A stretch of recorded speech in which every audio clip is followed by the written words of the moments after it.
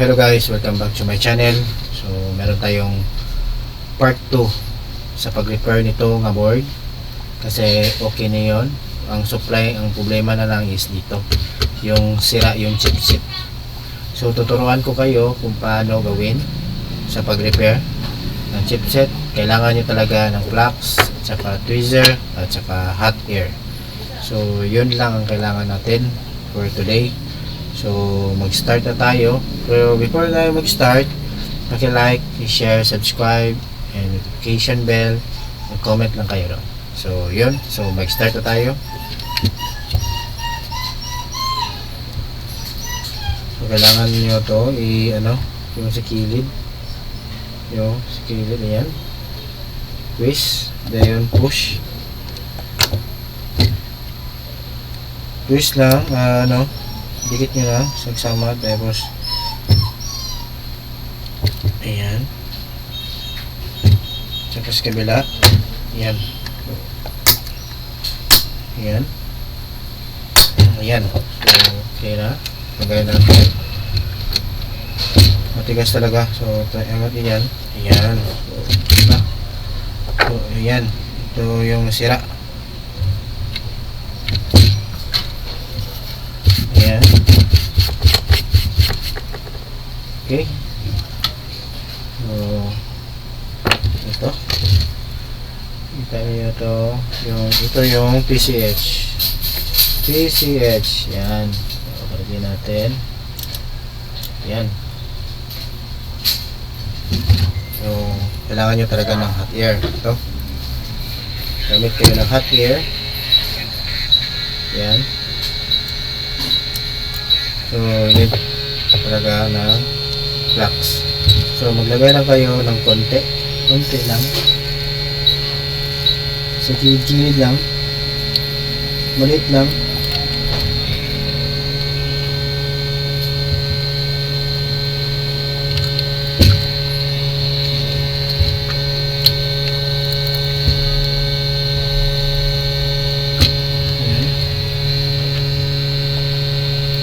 Diyan medyo matigas. Ubos na, mapit na ubos. Ayan.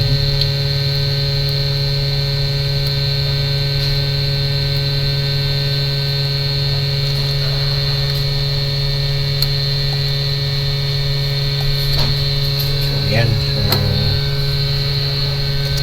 So dapat yung gawin, circulation motion lang. So ano kayo dito, ayan. Ayan, dandahan lang. Ayan. Ayan. Ayan. So kailangan pag action yung bumula yung PCH, bumubula yung gilid, huwag nyo na itagal.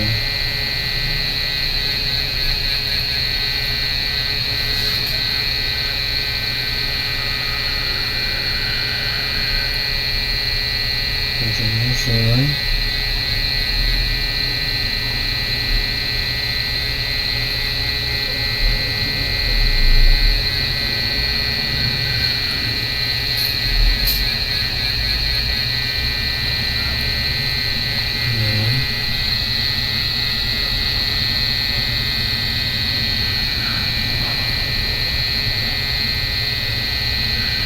Tindahan lang.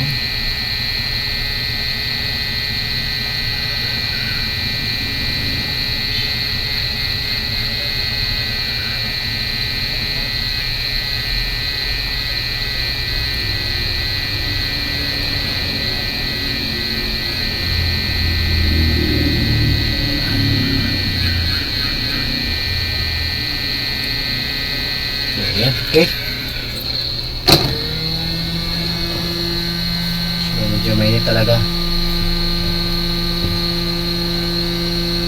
Ayan, okay lang. Lagay nyo lang konti. Kadalasan sira nito yung rim slot nya, ayaw mag-display.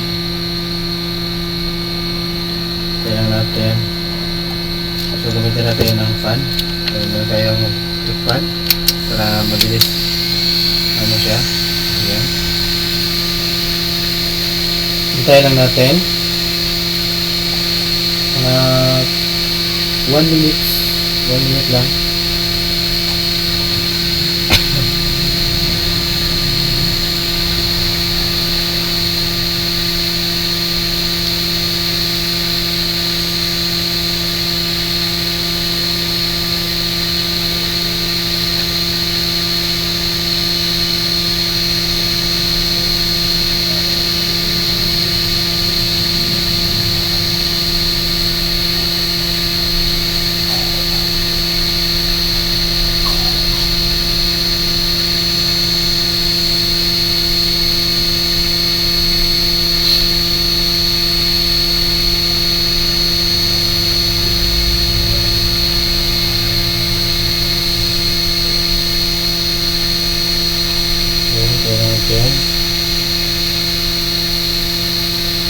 Dapat hindi lang masyadong hindi konti lang nagamit ko na ng hot air.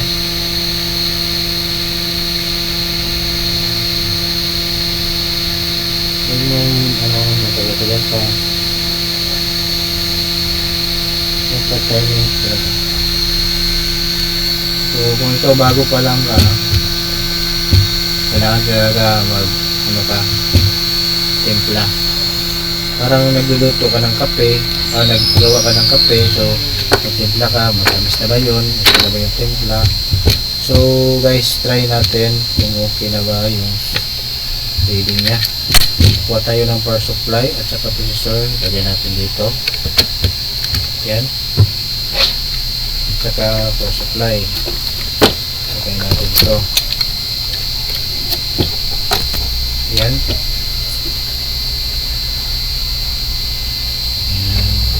Tayo ng RAM. Kahit anong RAM kung pwede.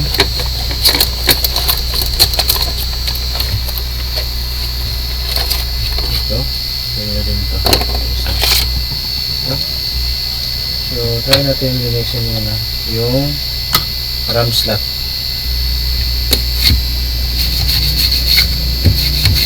Gamit na kayo ng brush. Marumi. Okay, yan. Try natin. Try natin yan. Yan. So, ito din. Lagyan natin.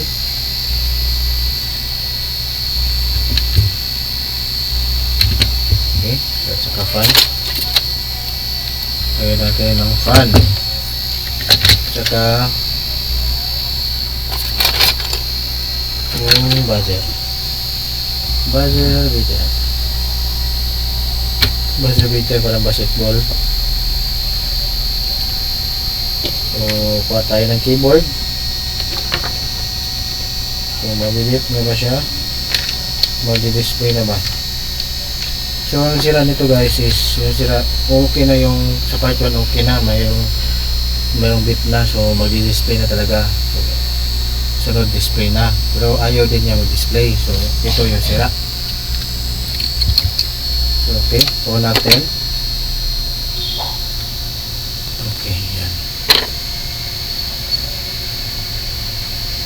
Minute ba? Okay, minute. Ayun, may display na. So ayun guys, may display na yung board. So nag-function na yung chipset. So balikan natin sa kabila. Try natin sa kabila. Okay, sabdaw natin. Ayan, ito sa kabila na natin.